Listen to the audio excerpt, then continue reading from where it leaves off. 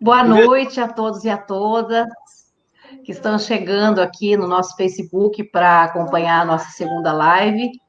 Estou muito feliz de poder ter a presença aqui, presenças tão ilustres, né? Hoje, Dia do Internacional do Trabalhador, tenho a honra de ter participando comigo a Regina Cruz e o Dr. Sandro Lunardi. Agradeço a vocês dois, meus queridos. Doutor Sandro, eu conheço de nome há muito tempo, mas tive agora, através da Regina, o prazer de conhecê-lo e iniciar esse contato. Fiquei muito feliz, muito obrigada. São dois grandes profissionais, com grande entendimento do mundo do trabalho, né, por ter o doutor Sandro, claro, por ser advogado, e a Regina pela militância sindical, também partidária. Antes de vocês fazerem a saudação para os nossos internautas, eu gostaria de... A Mauricéia está com a gente aqui já, boa noite, Mauricéia. Um beijo para você, Angélica Rosa também. Eu quero fazer uma breve apresentação de ambos, né? O currículo deles é enorme, meus amigos aqui do Face, mas eu vou fazer um breve currículo aqui do Dr. Sandro e também da Regina. Dr. Sandro Lunardi, Nicoladelli, né? Italiani, como io. É advogado, professor da Universidade Federal do Paraná em Prática Trabalhista e Direito Sindical, vice-presidente do Instituto Edésio Passos, doutor pela Universidade Federal do Paraná. Errei alguma coisa, doutor Sandro? Tudo certo? Tudo certo. Obrigada. Rius é dirigente sindical desde 2004 pelo Sindicato dos Vigilantes de Curitiba, secretária de Mulheres da CUT de 2009 até 2012, foi também presidente da CUT Paraná de 2012 a 2019, foi conselheira estadual do Trabalho e Emprego dos Direitos das Mulheres, fez parte do Coletivo das Mulheres da CUT 2007 até 2012. É militante feminista da Marcha Mundial das Mulheres, também atual secretária nacional da Confederação Nacional dos Trabalhadores Vigilantes, CONTRASP, e vice-presidente do Partido dos Trabalhadores. Bastante coisa, né, gente? Boa noite, doutor Sandro, boa noite, Regina. Boa noite. Tenha vontade para fazer a saudação. Boa noite, Tina. É um prazer e uma honra conhecê-la agora virtualmente. Não nos conhecemos ainda pessoalmente. Você veja como o mundo está mudando. Nós estamos nos conhecendo virtualmente antes de nos conhecer. Verdade, doutor. Veja só, o mundo está mudando rapidamente. Então, é um prazer e uma grande honra participar dessa live contigo pelo Facebook, para que a gente possa refletir um dia tão festivo, simbólico, mas de resistência, que é o Dia do Trabalho e do Trabalhador. Também é uma honra e uma alegria partilhar com a Regina essa noite de reflexões sobre o mundo do trabalho. Regina também conheço já presencialmente, fisicamente, de longa data, né, em várias lutas, e certamente teremos uma noite muito importante de reflexão do ponto de vista político, jurídico, mas que fundamentalmente seja orientativa para aqueles todos que nos veem e nos assistem. Obrigado. Sim. Boa noite, Regina, Tina, sua saudação. Né? Boa noite a todos e todas que estão aí na live, saudade. Acompanhando. Saudade também. Boa noite, doutor Sandro Lunardi, nosso advogado de luta, de resistência.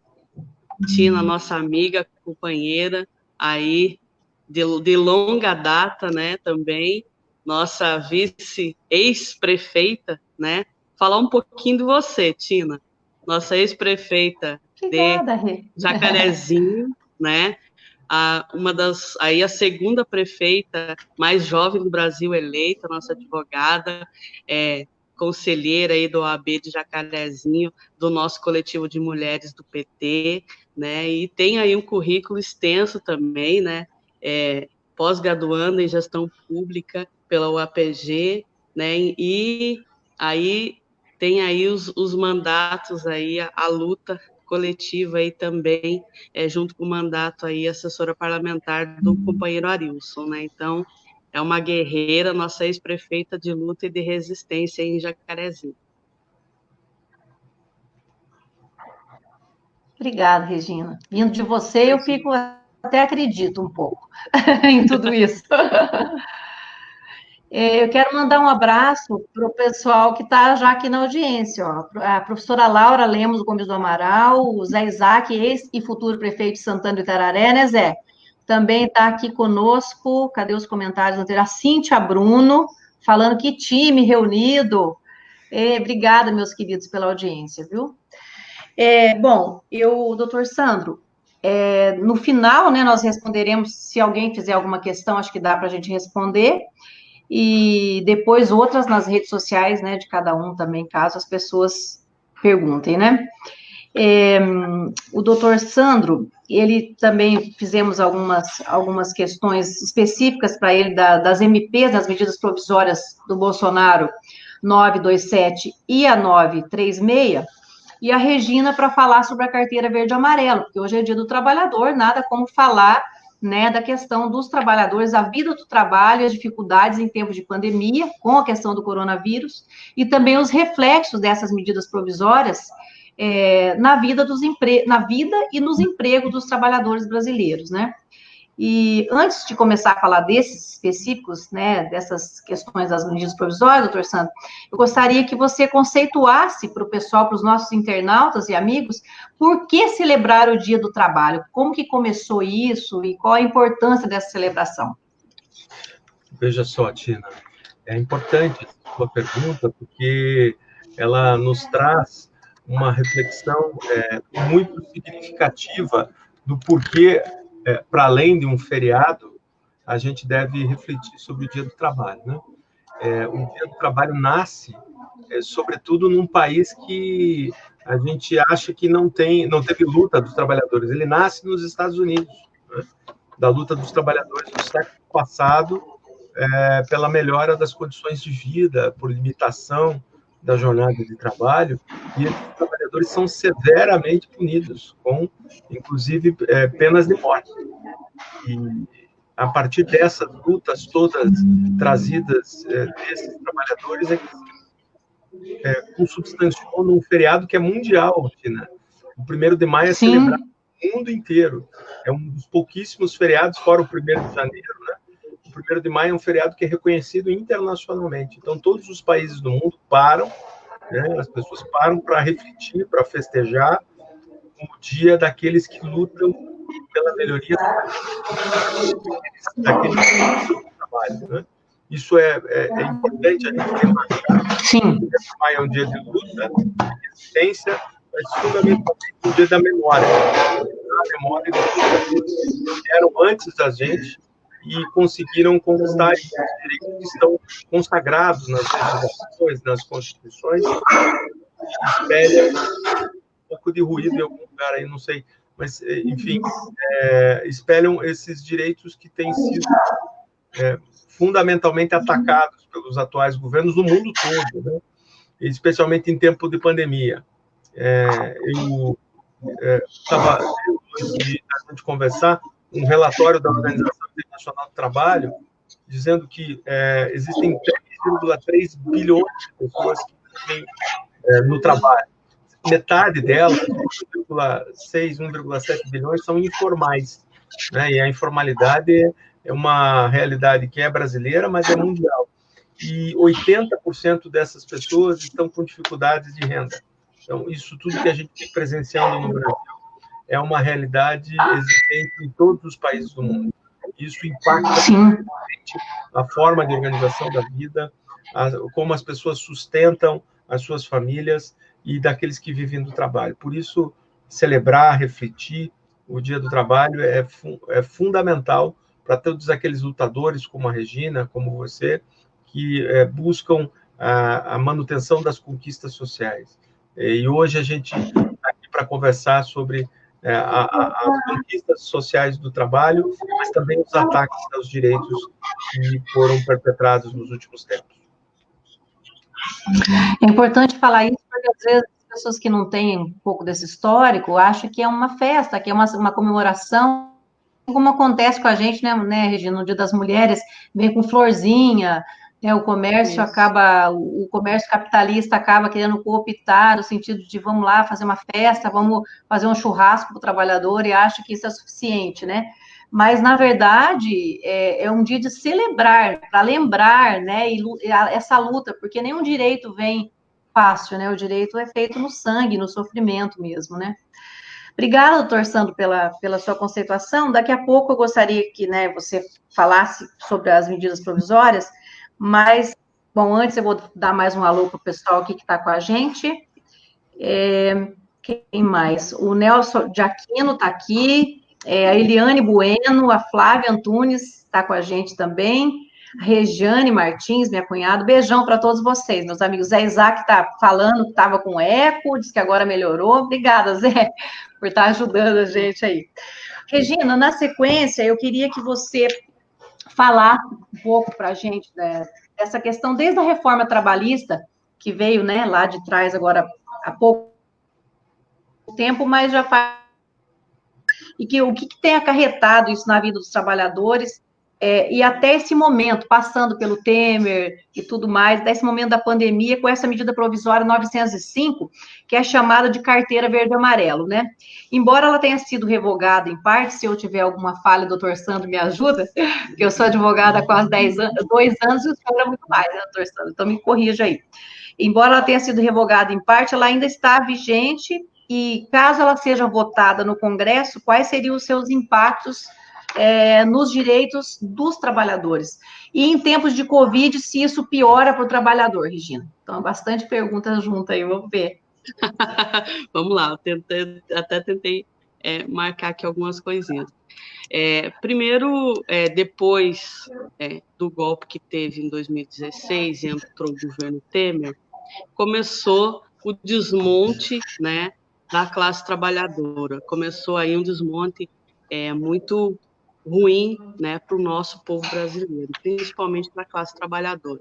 Começou aí com a emenda 95, que congelou, né, os serviços públicos aí por 20 anos, né, investimento em serviços públicos, começou ali, começou com a reforma, o Temer entrou, colocaram em pauta a reforma trabalhista, que retirou direitos da classe trabalhadora e do povo, né, então aí nós tínhamos também um outro projeto que era de terceirização, o projeto 4330, que no governo Temer eles colocaram um projeto de terceirização no Brasil pior do que o 4330, que resgataram esse projeto em 97, que era um projeto que estava engavetado na Câmara Federal do FHC ainda, né? Então, começou a precarizar o mundo do trabalho no governo Temer com a reforma trabalhista, com a retirada de direitos, e foi indo, elegeram esse presidente que está agora aí, e continuou um estrago com os trabalhadores, extinguindo o Ministério do Trabalho, que nós não temos mais, né, e para nós isso foi muito ruim para o conjunto da classe trabalhadora, a extinção do Ministério do Trabalho, que ali regulamentava e fazia com que a classe trabalhadora tinha algum direito. A reforma trabalhista, para nós, retirou muito direito, e com todo esse contexto, a carteira verde-amarela foi um pretexto, né, do governo de estimular mais empregos, né, aí para que a juventude de 18 a 29 anos ficassem aí com o prazo aí de até 24 meses desse contrato de trabalho, que para nós é muito precarizado. Ele enfraquece a modalidade de emprego no Brasil, cria uma modalidade de emprego precário no Brasil, aumenta a jornada de trabalho, principalmente para esses trabalhadores jovens, nós que ficamos tanto tempo lutando pelas 44 horas semanais, tentamos baixar para 40, e agora está totalmente essa desregulamentação da carteira de trabalho e da jornada de trabalho, né? O trabalho intermitente, né, que o empresário pode chamar o trabalhador a hora que ele quiser, isso para nós foi muito, muito ruim, enfraquece os mecanismos de fiscalização e punição desses empresários, e beneficia os empresários com uma grande desoneração nesse momento de Covid, né? Então, assim, além de nós termos uma retirada de direitos da classe trabalhadora, essa carteira verde e amarela, que é para os jovens, né? Eles querem criar essa modalidade de precarização no mundo do trabalho, principalmente na juventude, tantas lutas que hoje é o dia 1º de maio, o dia de luta dos trabalhadores, do comunista, a gente vem no Brasil com essa precarização no mundo do trabalho. Para nós, eu acho que trabalhadores e trabalhadoras, isso ele altera várias coisas, né?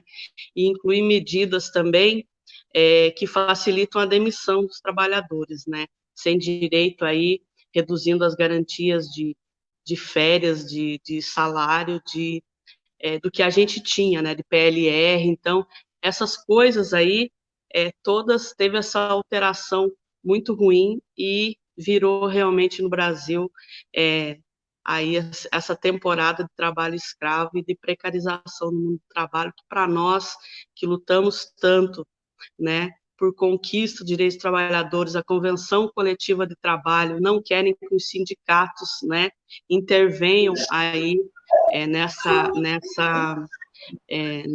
acordo individual, né? Então, como é que os empregados e funcionários vão direto fazer acordo com o patrão? Isso nunca deu certo no Brasil. Por isso que a nossa luta do movimento sindical, dos sindicalistas, para ter uma convenção coletiva de trabalho que garanta os direitos dos trabalhadores e das trabalhadoras. Então, isso é um pouco do que a carteira verde e amarela vem, né, aí para precarizar o nosso mundo do trabalho dos trabalhadores e das trabalhadoras. Com o Covid agora, e tem trabalhadores em linha de frente, né, que são aí os agentes de saúde, os enfermeiros, os médicos, os bombeiros, os socorristas, os vigilantes, que todos eles trabalham no setor aí do mundo do trabalho, que estão convivendo com essa pandemia agora. E no governo Temer já foi retirado, né, aí a emenda 95, que retirava investimento para o serviço público. Serviço público também é o SUS, né, que nós temos que defender o SUS e tudo que o SUS está fazendo pelo povo e pela classe trabalhadora no Brasil. Então, já começou a retirada de investimento nesses setores que agora estão no momento na linha de frente aqui no Brasil, ajudando os trabalhadores e as trabalhadoras. Então, para nós, nesse momento de Covid, né, o Guedes, né, em vez de dar dinheiro para os trabalhadores, colocar aí trabalhadores informais e todos, não, está dando dinheiro para os banqueiros, né, que não precisam nesse momento. Então, para nós, da classe trabalhadora, tem que ter, um 1º de maio de muita luta, de muita resistência, a gente tem que denunciar isso todo dia, né, que no Brasil, nós aqui estamos vivendo momentos muito difíceis para o movimento sindical, para os trabalhadores e para as trabalhadoras. Difícil análise, né, Regina? Mas essa questão da emenda 905, pelo que eu saiba, ainda não foi aprovada pelo Congresso. Então, à medida com que os trabalhadores possam, né, tentar segurar, falar com o seu parlamentar, né? Todo mundo votou em um deputado, né? Para que ele não vote. Independente do partido que todo mundo independente do partido. Tem que cobrar. Nós temos que cobrar quem realmente votou. Tem que cobrar para que não vote, porque as demais que o doutor Sandro vai fazer análise já foram votadas, então estão em vigência, mas essa ainda não, né? Então ainda dá tempo de lutar para reverter. E a Câmara, o deputado Enio VR, que é o nosso líder na Câmara, ele sempre fala, a Câmara funciona com pressão popular. Se a população ficar em cima, não, meu deputado, eu não quero que você vote a emenda 905 para retirada dos direitos dos trabalhadores. O deputado não vai votar, ele tem medo da sua base de apoio, né? Porque é só com pressão, né?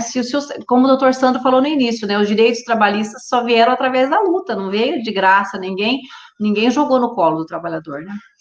Obrigada, Regina. Para passar para o doutor Sandro, eu quero só dar um oi aqui. A Mara Cristina Uriga, Leandro Gimenez está assistindo, a Larissa Boldrini estava falando que para a gente desligar os microfones e fala para não dar microfonia. Melhorou, Larissa? Eu e o doutor Sandro desligamos enquanto a Regina falava. Carlos César Bueno, falando, Tina, nossa futura prefeita, obrigada. O Celso, dos Cães de Guarda, abração. Celção assistindo a gente, a Eunice Paim, boa noite.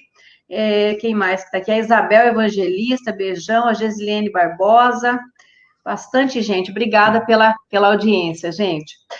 Doutor Sandro, eu gostaria de ver com o senhor esses temas, né, que tratam essas duas MPs, a 927 e a 936, defender o trabalho digno, antes de falar especificamente delas, né?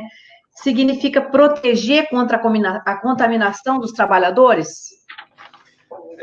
Tina, essa é uma questão bem importante, né? A ideia de trabalho digno é uma ideia fundamentalmente construída a partir de conceitos da Organização Internacional do Trabalho. Eu participei de diversas atividades da OIT em Genebra, na Suíça, e a construção desse conceito é uma construção que busca uniformizar a ideia de trabalho decente, de trabalho digno. E não há trabalho digno com a exposição das pessoas ao risco de contaminação.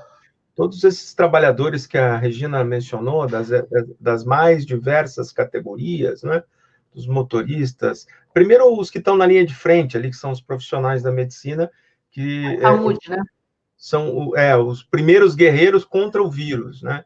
Porque no Brasil, nós vivemos duas guerras, a guerra contra o vírus e a guerra contra aquele que propaga o vírus, que está em Brasília, né? Nós precisamos lutar duas guerras. Sim. Mas, fundamentalmente, contra o vírus, nós precisamos ter proteção para aqueles que nos protegem, proteção para aqueles que... Eu estou falando, obviamente, aqui de Curitiba, né? A gente está conversando com muita gente de Jacarezinho, mas aqui em Curitiba, certamente Jacarezinho também, tem as pessoas que transportam o alimento da gente, né? Nas plataformas digitais, o pedido na pizzaria, sempre foi assim, né? Hoje a gente chama da intermediação do trabalho via plataformas digitais, é o nome técnico que se dá para isso, né? Mas sempre teve o entregador da pizza, o entregador da comida, que sempre levou o alimento das nossas casas. Esses trabalhadores estão numa condição mais precária ainda, mais desprotegidos, porque sequer são vinculados, na sua grande maioria, à Seguridade Social. Se esse sujeito for contaminado, ele vai ficar, se for sintomático, ele vai ter os problemas e vai ter que se afastar. E não vai ter nenhuma cobertura social para ele. Isso é gravíssimo, né? Por isso, a ideia de que a questão da proteção social é importante para todos na sociedade, mas particularmente para aqueles que estão desempenhando suas atividades. Não haverá trabalho digno. Veja, ninguém sai de manhã da sua casa para ir ao trabalho, para ao final do dia voltar com uma doença. E uma doença que é terrível, que ela contamina você, contamina a sua companheira, seu esposo, seu companheiro, contamina seus filhos, seus parentes, ou seja, é uma doença que vai contaminando sem fim. E por isso, além de a gente insistir na campanha Fique em Casa, se você pode ficar em casa, ou trabalhar de casa, ficar em casa, mas também nós temos que ser solidários com aqueles que estão trabalhando, né? Que estão na rua, que estão desempenhando suas atividades. E para eles, nós devemos garantir condições dignas de trabalho. E no momento de pandemia, garantir condições dignas significa dizer que a gente precisa ter essas pessoas sem contaminação. E no caso dos trabalhadores da saúde é mais grave, porque menos um atendente, menos um médico, é mais forte a luta, nós ficamos mais fracos, né, na luta contra a pandemia.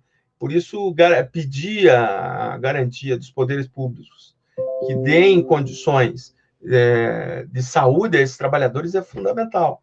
E, obviamente, que a atuação dos sindicatos profissionais nesse sentido, mas também de todas as comunidades, né, dos conselhos municipais de saúde, de todos os conselhos que façam algum tipo de controle social, é fundamental. Não há nenhuma pauta ou agenda nesse momento que esteja desconectada da vida humana, Tina. A pauta principal da política institucional, dos partidos, dos sindicatos, das associações, dos conselhos municipais é a vida. Proteção da vida, todos na luta contra o coronavírus. É por isso que a articulação dessas forças especialmente nos municípios médios, como Jacarezinho, é fundamental para que a gente crie uma rede de proteção social, mas fundamentalmente uma rede de proteção contra a contaminação. Por isso, defender o trabalho digno significa lutar pela proteção da vida com saúde, de todos aqueles que estão executando as atividades para que a gente possa ficar em casa, né? Porque se não tiver o sujeito que traz a pizza, nós teremos que nos deslocar. Se não tivesse o bombeiro à disposição, nós teríamos que nos proteger sozinhos. Se não tivesse as pessoas que estão executando... Policial, né? O pessoal da saúde. Todos aqueles que estão na rua, né? Até impossível. O gari, o motorista de ônibus, todo mundo. Dominar tudo. Exatamente. Sim. A gente tem... Caminhoneiro. O caminhoneiro, né? Eu sou advogado do Sindicato de Motoristas, a nossa briga nesse momento é garantir, por exemplo, nos profissionais de Londrina e Maringá, o fornecimento do equipamento de proteção individual. Isso é o mais importante. Ter a máscara, ter a luva, ter o álcool gel, sim, ter espaços de descontaminação. Porque, o mínimo, né? Aqui em Curitiba, a gente está enfrentando numa rede, por dever profissional, não posso mencionar a rede, mas tem uma rede de postos de gasolina, num posto que tinha 60 funcionários, Tina, 20 foram infectados. Isso é gravíssimo. Aí, depois, o que faz com essas pessoas quando estão afastadas? Como é que elas vão para suas casas? Como é que elas vão ficar isoladas nas suas casas? Qual é a responsabilidade social e empresarial de quem não tomou as medidas corretas para proteger essas pessoas? Veja, é muito grave, né? Porque não é só o trabalhador. Tem a imagem da empresa que está envolvida, Tina. Porque não, essa coisa da seguridade... Claro. Não é verdade. Porque se espalhar num município como Jacarezinho, que determinada empresa não cuida bem dos seus funcionários, e essa empresa tem a relação com pessoas, ela perde credibilidade na comunidade em que está. Por isso que a proteção da vida é interesse de todos, das empresas, do poder público e dos trabalhadores. Claro. Todos, né? Sem dúvida. Quero mandar um alô antes da gente... Nossa, já estamos com 27 minutos, olha que maravilha de live. Temos que ir para o final e nem falamos das duas MPs ainda. Que é o Felipe Tonetti, meu irmão, está assistindo, um beijo. A Larissa Boldrini disse que melhorou depois que a gente desliga para esperar o outro falar. O Reinaldo Melo falando, Tina, melhor prefeito de todos os tempos. Obrigada, Reinaldo, beijão. A Evanildes Martins, nossa grande companheira também, está falando boa noite, bom ouvir pessoas que têm compromisso com a região e com o Brasil, é conselheira de saúde também lá em Baiti, Crisa Mantino batendo palminha, Iraci Ribeiro falando, Tina, boa live, querida, beijão para você também, a Teira assistindo, beijão, a Ângela Pascoal Pons, a Mair assistindo também, falando olá, Mair, beijão para você também. Doutor, vamos então, né, rápido aí, caminhando para o nosso final, vamos ver se a gente consegue fazer um resumo da MP 927, que ela tem a nomenclatura de medidas alternativas para a manutenção do trabalho, né, mas ela realmente, tendo instituído, né, embora eu entenda que ela foi menos prejudicial, mas é claro, ao trabalhador também não foram só benesses, ela instituiu o teletrabalho, antecipação de férias individuais, concessão de férias coletivas, aproveitamento e antecipação de feriados, banco de horas, suspensão das exigências administrativas de segurança de saúde no trabalho, o diferimento do recolhimento do fundo de garantia do tempo de serviço, que é o mais prejudicial ao trabalhador, né? E a antecipação do abono do PIS/PASEP, previsto nesse artigo 34 da emenda, a meu ver, é um pouquinho mais interessante para o trabalhador, mas, enfim, o senhor vai falar muito melhor que eu, se, na sua visão, essa medida provisória foi prejudicial ao trabalhador e mais benéfico para a empresa, ou não, e o que muda na vida do trabalhador, agora, em tempo de pandemia, a medida 927. Tina, veja, ao contrário da medida provisória 905, que foi revogada pelo governo federal porque ela perderia o prazo de validade, a medida provisória 927, salvo engano, é de 21 de março, ali 22 de março. É uma medida provisória que está vigente, né, por 60 dias, renováveis por mais 60 dias. Então, ela é lei nesse período da sua vigência. Basicamente, essa medida provisória veio para fazer a flexibilização da gestão do trabalho dentro da empresa. Então, ela flexibiliza o tempo de férias, né, podendo antecipar as férias de trabalhadores, tendo ou não completado o período aquisitivo, sejam elas férias coletivas ou individuais, a possibilidade da adoção de um banco de horas bem flexível, né, que é um banco de horas que tem vigência, eu acho que o pessoal ainda não se deu conta, porque a medida provisória vem num momento de definição da calamidade. Qual é o período de calamidade que está estabelecido na Lei 13.929? O período de calamidade pública no Brasil está pré-definido até dezembro de 2020. É importante que as pessoas saibam disso. O governo federal já disse, o período de calamidade pública é até dezembro de 2020. E nessa questão especificamente do banco de horas, nós temos um banco de horas de 18 meses a contar do término do fim da calamidade. Ou seja, nós teremos um banco de horas que poderá ser utilizado entre janeiro de 2021 até junho de 2022. Vejam vocês, é um banco de horas bem elastecido. Agora, essa questão do banco de horas vem articulada com outras ferramentas, como o teletrabalho, o aprofundamento das ferramentas de teletrabalho, que já existiam em muitas empresas, né? Mas a autorização mais simplificada e desburocratizada, a questão da flexibilização das regras para concessão de férias, esse banco de horas, junto com essa questão do FGTS, que é um parcelamento maior, e nós tínhamos na MP 927 originariamente uma coisa que era um detalhezinho, mas que eu considero gravíssimo, que era o artigo 32, se eu não me engano, que não considerava a contaminação por Covid algo relativo à doença profissional, e que o Supremo Tribunal Federal, na última quarta-feira, decretou inconstitucional esse dispositivo, né?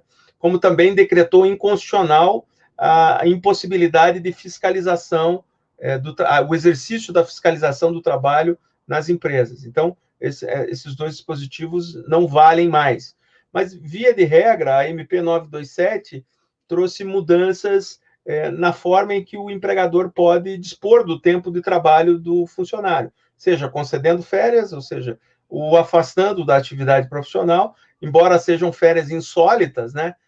Eu digo o seguinte, férias nesse período de Covid, o sujeito coloca na sua tela de computador uma foto ou uma imagem da praia, liga o ventilador do lado e fecha os olhos para achar que está na beira do mar, né?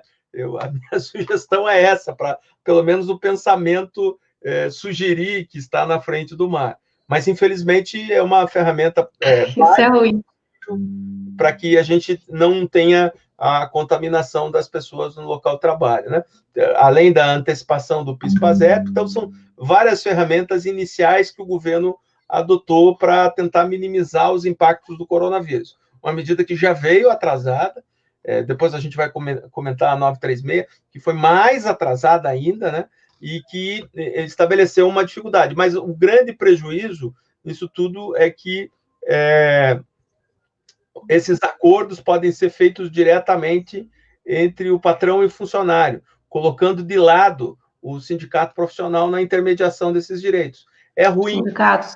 Isso, é ruim porque não promove o diálogo social, né, tão importante. Aliás, o governo não promove diálogo social algum, né? Nós temos instituído o Conselho Nacional do Trabalho e todas essas medidas foram tomadas sem qualquer consulta prévia aos interessados, que são quem? Os trabalhadores, por meio da sua representação nacional, que são as centrais sindicais, e também, pelo que se tem notícia, nem foram consultados, parte dos patrões foram consultados, mas as instituições oficiais, que são as confederações patronais, também não foram consultadas. Então, o governo Bolsonaro sempre atropela o diálogo, ele tem dificuldade, né, com o diálogo, o ajuste, a negociação de temas, né?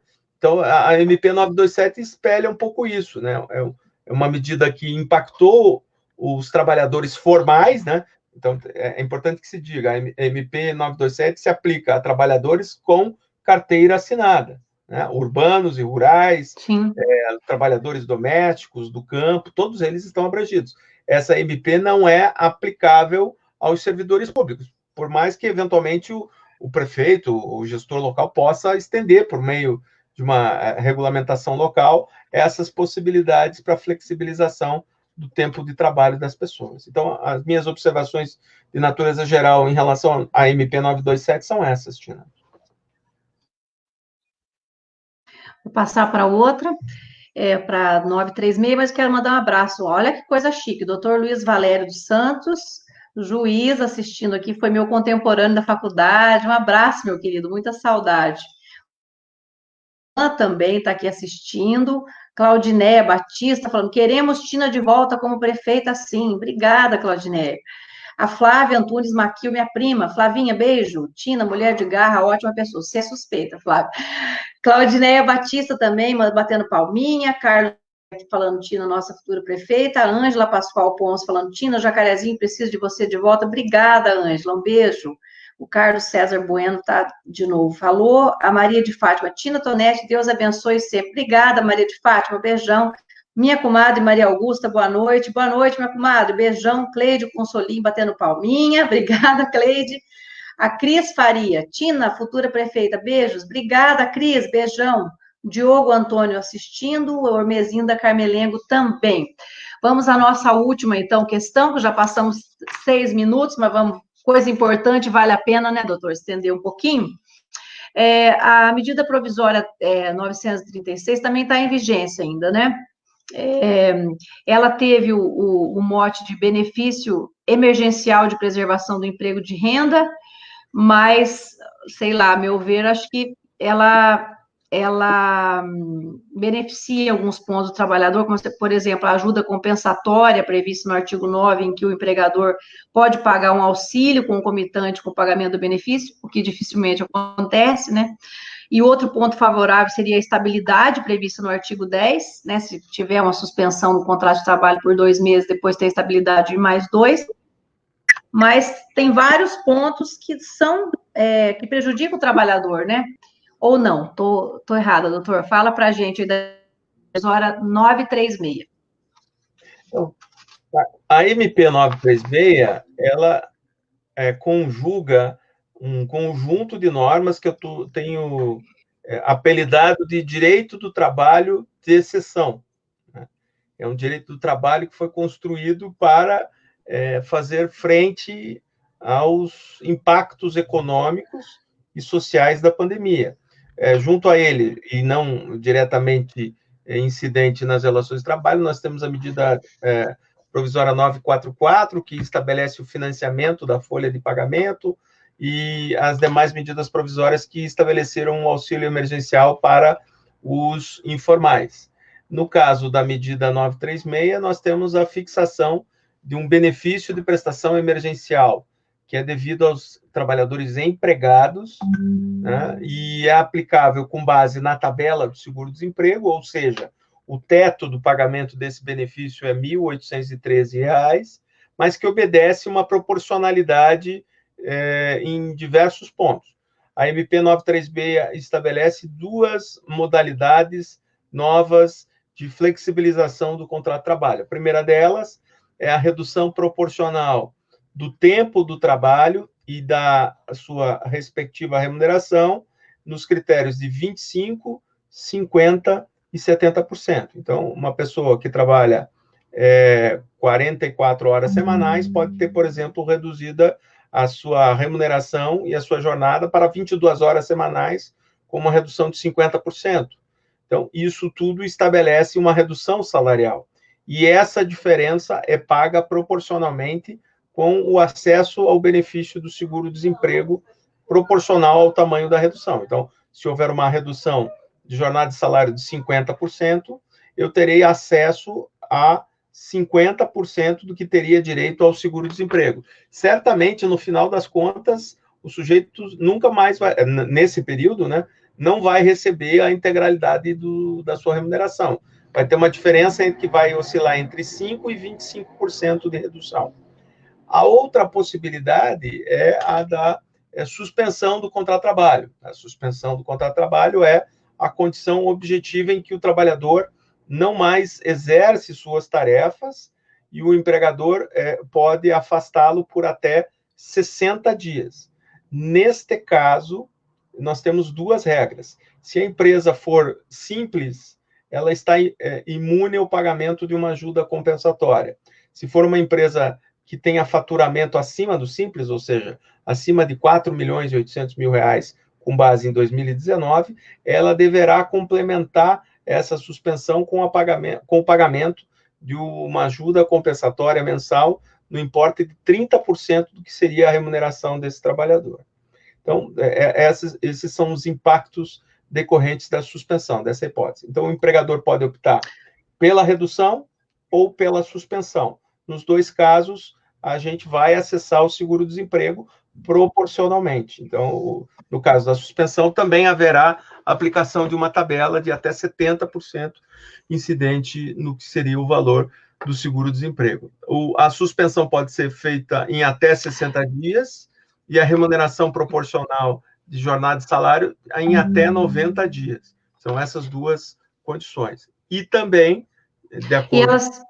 Desculpa, eu ia falar se elas podem ser aplicadas para qualquer trabalhador, eu ia perguntar. Qualquer trabalhador que tenha carteira assinada, qualquer um deles, né? Pode ser aplicado. Uhum. Não é aplicável a trabalhadores que não tenham carteira assinada, aos informais, enfim, ao MEI, né, ao microempreendedor individual, não. Uhum.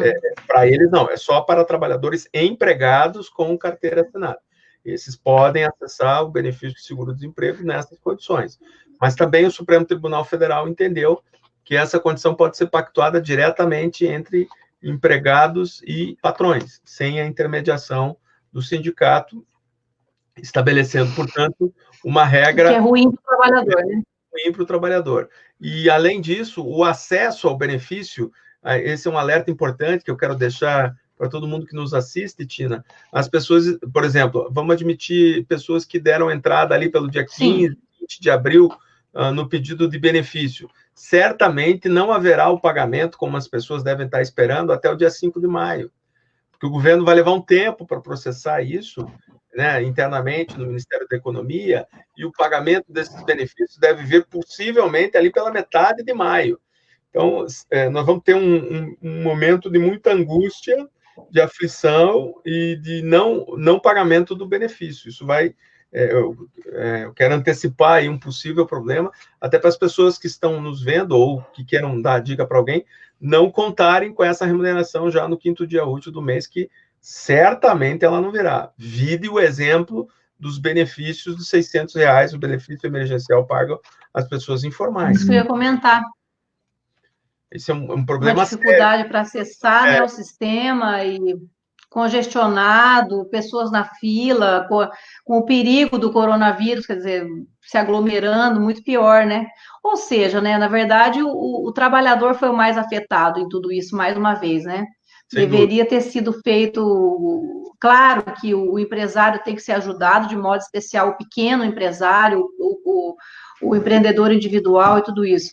Mas não saindo do trabalhador, né, doutor Sandro, né, Regina? Como foi feito na Alemanha, por exemplo, Angela Merkel e outros países, né? Fizeram proteção social ao emprego, ao trabalhador, também ao empresário, claro, para se manter, mas sem prejudicar, porque, na verdade, essa conta está saindo do trabalhador, né? Eu quero mandar mais um abraço para variar, né? A Silvia dos Reis Caos, minha prima também, viva Tina. Mário Sérgio Cavassani, Tina, Jacarezinho, preciso de você. Que honra, professor Vladimir Brega Filho, promotor de justiça, foi meu professor de direito penal na faculdade, assistindo. Professor, saudade de você. A Valentina Guimarães, minha xará, o Felipe falando o seguinte: mamãe, Gil, Matheus e papai mandando positividade e amor. Beijo. Família linda, tô velhinha, vocês todos amorosos, assim, obrigada. O Alfredo Jorge também assistindo. Beijo, Alfredo. Maurício G. de Moraes, Tatiana Correia, tio Rodrigo Lemos, beijo. A Silvia está falando orgulho de você. Marisa Moutinho assistindo. José Isaac falando aqui, meu irmão, Jair, Estéreo, irmã Vera, doutor Fernando, Luciane, Vinícius, Nair, todos em casa. Meu Deus, tá uma torcida organizada aí. Espero que todo mundo de máscara, né, Zé Isaac? Angélica Rosa, Jacarezinho, preciso de você, futura prefeita. Obrigada, amiga. Zaninha, professora do município, futura prefeita. Obrigada, Zaninha. Um beijo, amiga. Larissa Boldrin, doutor Sandro, uma vez acessando o seguro-desemprego nessa fase, caso o empregado venha a ser demitido após a pandemia, conseguirá acessar novamente o seguro ou o primeiro acesso não será contabilizado? pergunta, doutor Sandro, para responder agora ou no final? Estamos indo para o final também já, né? Acho que talvez a Regina quisesse comentar algo ali. Eu comento Olha, isso. Olha, eu acho que de tudo isso que o Sandro falou e de todo esse debate, toda essa retirada de direitos, né? O que a Tina falou ali, que está pagando é o trabalhador. Mas não podemos esquecer do pato amarelo da Fiesp, né? Aquele pato amarelo que ficou aí em todas as federações patronais do Brasil. Quem está pagando a conta os trabalhadores e as trabalhadoras desse país. E queria fazer um comentário também no que está falando, Tina, da questão dessas filas. O pessoal está tentando entrar no sistema da Caixa, não está conseguindo, a grande maioria não está acessando, eles sem dinheiro estão indo para a frente das agências bancárias, isso em todo o país, e está acontecendo tudo isso aí. Não, então, o governo, para eles, essas pessoas são invisibilizadas, essas pessoas não estavam contabilizadas, né? Então, são trabalhadores e trabalhadoras informais, desempregadas, que estão passando por uma situação difícil e não pode sair de casa, mas para receber e colocar dinheiro... É a fome ou a fila? É a fome ou a fila. Estão se sujeitando a fazer isso. Então, é lamentável que o governo está fazendo isso. E não podemos esquecer de uma coisa, a proposta do governo era de R$200. Então, era de 200. Os parlamentares a oposição, né, os partidos de esquerda, a oposição, PCdoB, PT, PDT, todos os partidos se uniram para garantir esses R$600. Né? Acho que era um pouco isso. Bom, eu queria que vocês dois falassem um pouquinho o que esperar da sociedade no contexto pós-coronavírus. Né? Claro que a gente ainda tem, pelos prognósticos aí dos profissionais, que serão até 2 anos, né, convivendo, até descobrir a vacina, medicação, então teria que recolhimento, volta um pouco, recolhimento, enfim. Mas o que vocês acham que devemos esperar aí para essa sociedade pós-coronavírus e já fazer as considerações finais? Doutor Santos, se puder também responder a pergunta da Larissa Boldrini. Quero dar um beijo na Angélica Lazari, que está assistindo, a Maria de Lourdes Ribeiro, minha cunhada, beijo. Doutor Santos, depois a Regina, e daí a gente já amarra aqui o final. Tina, veja, a Tina tocou em algo que... Eu até estava numa live agora da Associação dos Professores da Universidade e toquei exatamente nisso, sabe? Até responder as questões e minhas observações finais.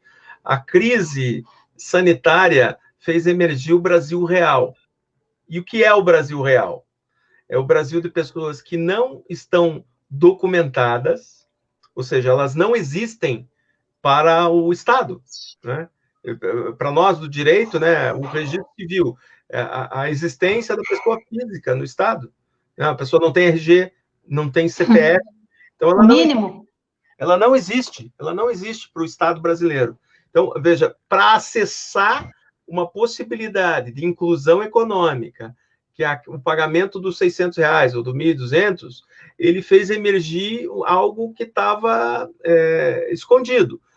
Primeiro, as pessoas não têm, portanto, não existem para o Estado, estão indocumentados, como a gente fala tecnicamente. Então, isso é grave. Segundo aspecto, nós temos uma questão de inclusão digital, que é gravíssima. Eu vou dar o relato da minha mãe, ela não está me assistindo para depois puxar minha orelha, mas minha mãe, ela não consegue lidar com o aplicativo do banco no celular. E certamente pessoas acima de 60... Meu tio, eu tive que fazer para ele. As pessoas não conseguem, não sabem, não dá para exigir isso delas, né? É um tempo que não chegou para elas. E é um limite objetivo das pessoas... Nasceu numa época analógica, né? Sim. Exato. Então, aí veja, pense, o sujeito que não... Os dois desafios. É um absurdo, né? O sujeito que não existe para o Estado e, portanto, não está integrado sequer no cadastro, ou seja, requer uma inclusão cadastral. E aí vem o segundo problema, que é a inclusão digital, bancária, enfim, qualquer coisa. E isso acaba virando o quê? Virando a fila na agência da Caixa, o que é inconcebível. Por que só a Caixa fazer o pagamento desse benefício? E a Caixa não consegue ajudar também, né? Porque as pessoas, eu vejo os atendentes lá, na maior boa vontade, mas tem que acessar o sistema. Se não acessar o tal do sistema Caixa Tem, o coitadinho do atendente não pode fazer nada. Então, fica inviável, né? Como fazer, né? Tina, era a coisa mais simples para o sistema bancário brasileiro, que é um dos mais eficazes nisso, mundialmente falando, integrar todas. Se todos os bancos pagassem, Claro, lógico, era o mínimo que se espera. Então, assim, nem isso conseguiu operacionalizar. Nem isso. Então, justamente porque essa população é invisível para ele, né, doutor? Essa população para ele, então eles não sabem como lidar. E a crise mexeu no fundo do rio, né? E a crise mexeu, mostrou para a superfície. Então, nós temos esse problema que é gravíssimo. Mas, respondendo objetivamente à questão que me foi trazida... Larissa Boldrini pediu. Da Larissa, primeiro que a empresa que se utilizar dessa faculdade de suspensão ou redução de jornada de salário também deverá conceder proporcionalmente a estabilidade no emprego a esses trabalhadores, né? Então, vamos admitir que o sujeito fique 60 dias com o contrato suspenso, ele tem mais 60 dias de estabilidade. Essa é uma questão importante. Ela perguntou de acessar o seguro-desemprego, se ela recebe agora, se pós, recebe novamente. Desculpa. Era uma questão que eu deixei de informar, que era muito importante. E as pessoas que acessarem o seguro-desemprego decorrente dessas modalidades não terão prejuízo, em caso de dispensa a posteriori, de acessar novamente o seguro-desemprego. Eu te digo uma coisa, Tina, isso eu respondo no dia 1º de maio, às 19h51. Certamente essa regra será alterada pelo governo federal de alguma forma. Como isso tudo sai do mesmo fundo... Não é de se duvidar, né? Essa racionalidade economicista do governo pode, lá no futuro, estabelecer alguma regra impeditiva ou de redução de acesso ao benefício lá no futuro. Então, hoje é possível, sim. Por hoje, não. Por hoje, sim, é possível acessar o seguro-desemprego em caso de dispensa a posteriori, mas eu não sei como isso vai se dar na sequência pelo governo federal. E para encerrar minha participação, Tina, eu queria dizer o seguinte, eu tenho lido muita gente sobre a questão do coronavírus, pensadores sociais mesmo, né? E eu queria fazer uma homenagem em Jacarezinho, que tem uma faculdade de Direito muito importante, muito relevante, no ensino jurídico escola. do Paraná, né? E que formou várias pessoas relevantes aqui para a cultura jurídica paranaense, que ocupam cargos importantíssimos no nosso estado. Mas algumas lições da pandemia e do isolamento social vão ficar. Primeira delas, o exercício do biopoder, né? Que é uma coisa, um conceito que vem de Foucault, que é a possibilidade concreta, daqui a uns tempos, de nós termos um chip instalado com toda a nossa ficha sanitária. Nós não podemos descartar que isso pode acontecer. Isso é bom, mas dá um medo, né? Ou as pessoas... Controle do computadorzinho. Alguma coisa para medir tua febre, ou seja, o corpo virou algo que será controlado cada vez mais. Lembrando que o corpo das mulheres é o mais controlado. A única diferença é que o corpo de todos será muito mais controlado, né? Portanto, um maior controle estatal na vida das pessoas, isso é um fato. O fluxo de informações ganhou uma potencialidade gigantesca, né? Portanto, o fenômeno do teletrabalho e das tecnologias, as plataformas digitais, estão fazendo circular o conhecimento de forma muito eficaz e rápida. Só para vocês terem uma ideia, nesse momento tem mais de 1000 pesquisas sendo conduzidas simultaneamente e articuladamente no planeta Terra contra o coronavírus. Isso é um dado positivo, né, das questões. Mas estamos vivendo um experimento social. As escolas estão fechadas, as faculdades estão fechadas, e nós estamos privados do relacionamento humano. Esse é um aprendizado que certamente nos conduzirá a novas formas de interpretação da sociedade, essa busca pelo afeto, que a gente sente tanta falta nesse momento, né? O toque, o afeto, ver as pessoas presencialmente, certamente irá modular a sociedade, e eu não tenho como dizer isso, mas modulará a sociedade de uma forma diferente daquilo que a gente conhece. Portanto, entre o isolamento das pessoas e o compartilhamento de ideias e de afetos, eu acho que esse compartilhamento será cada vez mais pelo uso das ferramentas tecnológicas. E por isso eu quero saudar essa tua iniciativa, Tina, de oportunizar para que, sim, estamos em isolamento, mas as ideias não estão confinadas, elas precisam circular e a gente precisa debater cada vez mais, e por isso eu me coloco à disposição de vocês aí, em Jacarezinho, de todos que precisarem para a gente fazer um bate-papo. É meu papel enquanto educador, enquanto professor, debater os temas da sociedade, o mundo do trabalho, sim, mas discutir o que nós queremos enquanto sociedade, tá bem? Obrigado pela... Obrigada, doutor Sandro. Obrigada. Já vou fazer um agradecimento melhor aí para você. Regina, minha querida, você agora. Eu espero que depois de tudo isso, né, que a gente tenha uma sociedade melhor, uma sociedade mais justa, mais igualitária para homens e mulheres, né, principalmente para a classe trabalhadora que vem sofrendo tanto, né? Então, assim, que isso sirva de lição, né, para todos e todas, para que a gente saia mais fortalecido, né, porque, como o doutor Sandro falou, a gente está em casa, está em isolamento, mas está conversando, está dialogando, está vendo o que está acontecendo no Brasil e está alertando os trabalhadores e trabalhadoras de tudo que está acontecendo. Então, que seja para nós também um ensinamento, um aprendizado de ficar em casa, né, de ver aí o teletrabalho, o home office, né, que também precisamos discutir, né, porque isso vai cada vez crescer mais no Brasil e no mundo. E a gente, enquanto classe trabalhadora, e hoje é o dia dos trabalhadores e das trabalhadoras, um dia de luta, um dia de resistência, para que a gente, no próximo 1º de maio, consiga se reunir. O 1º de maio do ano passado, estávamos todos na Praça Santos Andrade, e agora com a Beth Carvalho. Que está recluso, né? A Beth Carvalho, verdade, foi um dos últimos shows dela em Curitiba. Nós fizemos aquele encontro 1º de maio unitário com as centrais sindicais, hoje também, muito bonito, a live da CUT aqui no Paraná, junto com as outras centrais sindicais. Então, acho que a nossa unidade, independente da central sindical, acho que é muito importante nós nos fortalecermos e continuarmos na luta e na resistência. E parabenizar você, Tina, uma guerreira de luta, minha amiga, de resistência, né? E que, se Deus quiser, será a nossa prefeita, se depender de nós em Jacarezinho, né? Para que Jacarezinho volte a dialogar com o povo trabalhador, com o povo de luta, tanto que você fez e trouxe, né? O governo do PT trouxe aí para Jacarezinho muita coisa na sua gestão. Então, parabenizar, e quando puder, chame a gente aí para fazer outra live falando das mulheres, né? Tantos outros debates que a gente tem, mas que a gente consiga sair dessa situação que está hoje no Brasil e no mundo melhor para as futuras gerações, para os trabalhadores e para as trabalhadoras. Agradecer demais, já agradeço vocês, mas tem gente aqui agradecendo vocês, A Regiane Martins está falando assim: Tina, a população de Jacarezinho agradece de coração as informações explanadas por vocês, obrigada.